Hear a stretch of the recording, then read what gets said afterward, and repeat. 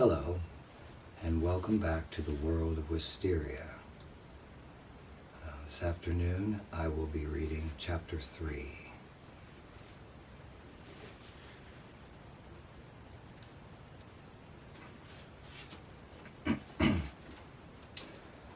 Wysteria, Chapter 3.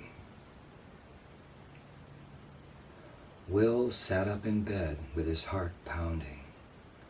His amorous encounter with that woman, Lily, had moved him deeply. She was so real, he thought, recalling her loving embrace, the tender kiss, and those adoring eyes in which he saw a distant memory. His mind then turned to the larger issue, equally amazing but more profound. He was consistently dreaming of the same place, and because he could remember his previous visits, it was becoming a second life, a world, imaginary or not, with the same continuity as his waking existence.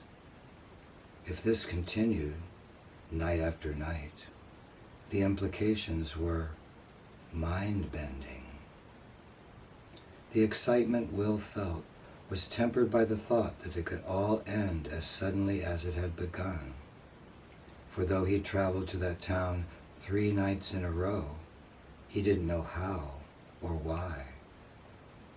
But if 2 nights wasn't a pattern, 3 certainly was, one that seemed more likely than not to continue. He drifted back asleep and slept soundly, dreaming only of impermanent and unremembered worlds until morning came.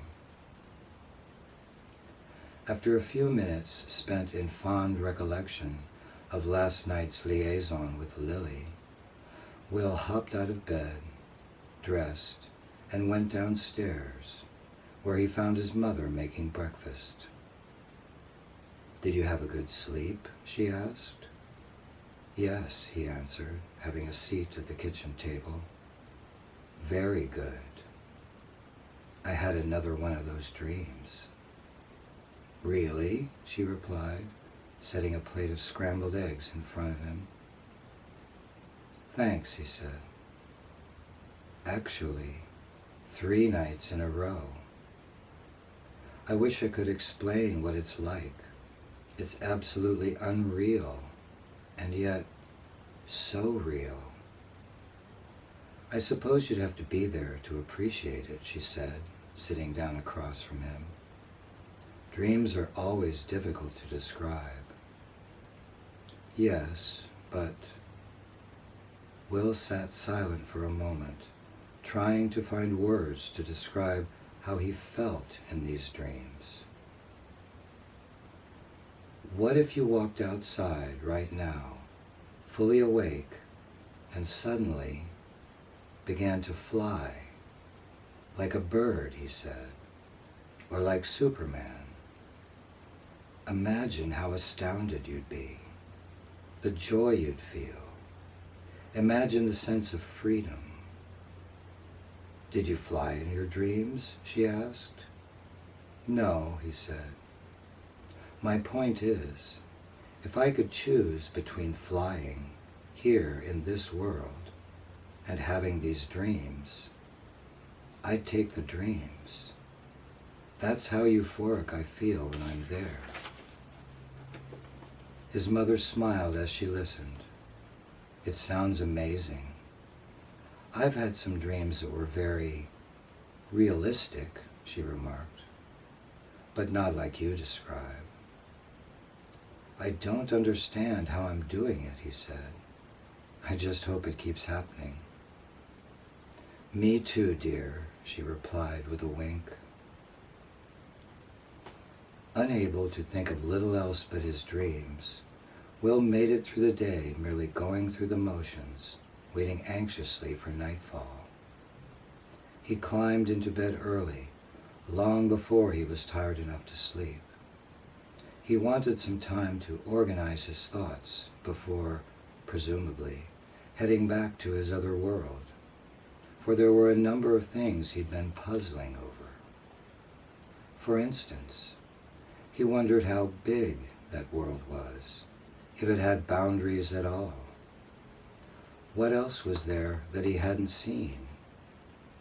What would happen if he left the square and kept walking? Did all roads eventually lead back to that central plaza? Or was there a surrounding countryside, or forests, or an ocean? Of course, it really made no sense to ask what else might be there. That world wasn't really a place, no matter how tangible it seemed. It had no independent existence, no existence other than what he experienced. At the same time, it seemed strange to think that nothing existed behind that tavern door before he opened it. Was it just a black void? Did the room instantly appear the moment he'd looked inside? Or, perhaps, did his subconscious expectation create the interior prior to that, pre-paving the way for his entry? Given that he created everything in that world, the central question was, how? What part of his mind was responsible for manufacturing those images? And why did it create those particular images? Will hadn't consciously intended to create the town, or the fountain, or Lily. So it all had to spring from his subconscious thoughts and desires, a part of his mind he couldn't control. Or could he? What if he were able to control the content of his dreams, consciously? Would there be any limit to what he could create? Imagine the possibilities, he murmured. But he was getting ahead of himself. Though it appeared he had the ability to stabilize the world he encountered, the world that was already there, perhaps it wasn't within his power to make changes or additions. Maybe I shouldn't try tampering with things, he thought. Why risk destroying the stable world he now had? It was a lovely place. Shouldn't he be happy enough with things as they were? Pondering these questions, Will let go of the waking world and entered the unconscious realm of sleep. When his mind re-emerged, he was once again in the square. Tonight, his surroundings looked brighter and sharper than they were when he'd first arrived the night before, though perhaps not quite as sharp as when he left. And he saw no modifications in the scene. It was progress, he thought. Will spent some time strolling within the confines of the plaza, focusing his attention on any indistinct details, polishing the world, so to speak.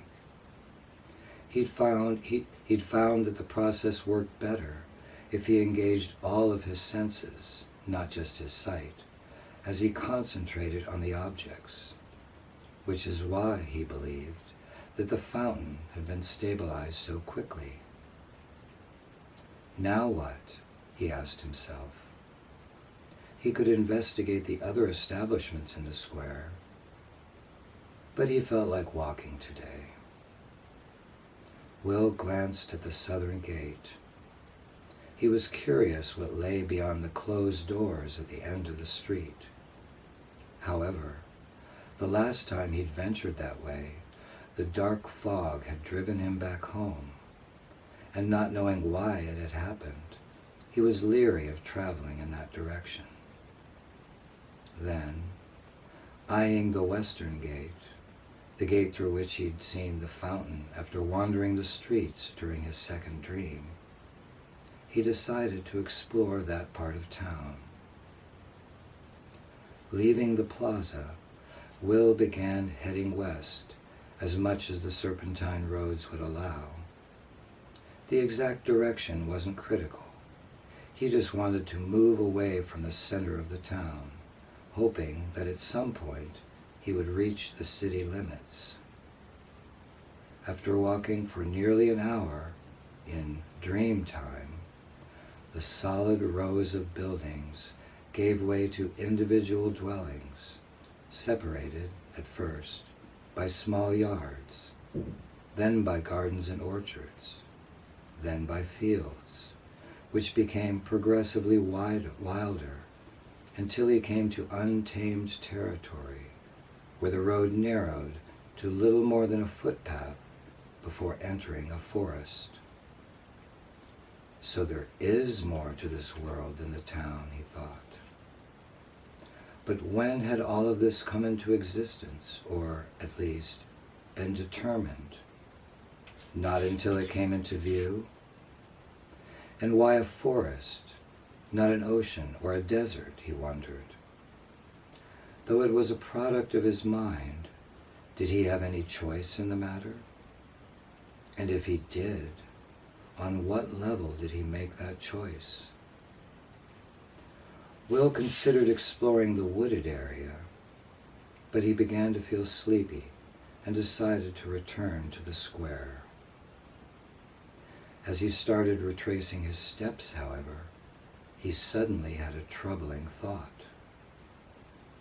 What if I can't find my way back? He recalled a dream in which he'd left his house through the front door and then remembered something he'd forgotten inside. When he turned to fetch it, the house was no longer there. Though the dream had occurred years ago, he could still remember the terrible feeling of confusion and frustration. What if the streets had changed and now led somewhere else? What if the town had moved or disappeared? His heartbeat quickened, and a knot formed in the pit of his stomach. Though he didn't understand how he created things here, he was beginning to think it had something to do with his expectations. And if he expected things to change, they just might. His anxious thoughts and feelings could bring about what he feared most. "This is your dream," he said aloud, taking a long, deep, calming breath. "Create the world you want, not the world you fear." Will took a moment to regain his sense of peace. Closing his eyes, he imagined himself standing in the plaza next to the fountain, watching the water tumble and listening to it sing. Then, with his confidence in the stability of the world restored, even strengthened, he followed the road back into town.